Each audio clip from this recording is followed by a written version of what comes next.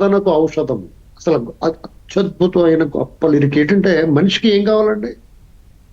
ఆకలేస్తే అన్నం కావాలి, అస్వస్థతకు గురైతే ఔషధం కావాలి, అంతే సింపుల్.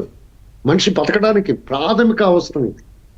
అందులో ఒకటైనా ఈ అన్నా క్యాంటీన్లు దీనివల్ల ఏంటి ప్రయోజనం అంటే, ₹5కి ఈ రోజున కొంతమంది విపరీత వ్యాఖ్యానాలు చేస్తా ఉన్నారు. ఊరికనే పెట్టడం కన్నా దానికి ఒక రుసుము అనేటువంటిది నిర్ణయించారు. ఒక ₹5 అనేటువంటిది నామినల్గా, అది ఒక నామినల్. అసలు ఊరికి ఉచితంగా తీసుకోవడానికి ఆత్మాభిమానం అడ్డు రాకుండా వాళ్ళకి, పేదవాడికి ఆ అన్నం పెట్టడానికి ప్రయత్నించారు. అద్భుతంగా సాగింది ఆ పథకం. శుభ్రంగా, రుచికరంగా, పరిసరాలు కూడా శుభ్రంగా ఉంచి చాలా అద్భుతంగా నిర్వహించారు. ఇతనికి ఒక రోగం ఉందండి జగన్మోహన్ రెడ్డికి. అది అంతు చిక్కని రోగం. ఇవాళకి కూడా సిగ్గు లేకుండా అతను సమర్థించేవాళ్ళు.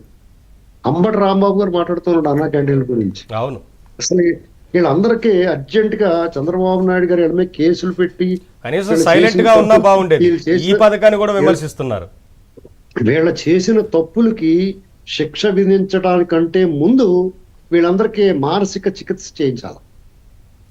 జగన్మోహన్ రెడ్డి అనే గ్యాంగ్ ఎవరైతే ఉన్నారో ఇలాంటి ప్రజాకంటక కార్యక్రమాలు చేసి ప్రజలకు ఉపయోగపడే అన్నిటిని విధ్వంసం చేసి ఆ అన్నా క్యాంటీన్ ఎంత అద్భుతంగా నిర్మించారు వాళ్ళు. వాళ్ళకి ఏం రోగం అండి? ప్రజలు తమ జన్మదినాలకు లేకపోతే పెద్దలను తలుచుకును వాళ్ళు ప్రజలే ఎప్పుడప్పుడు తిరుమల తిరుపతి దేవస్థానంలో వెంగమాంబ అన్నప్రసాదం ఉంటుంది.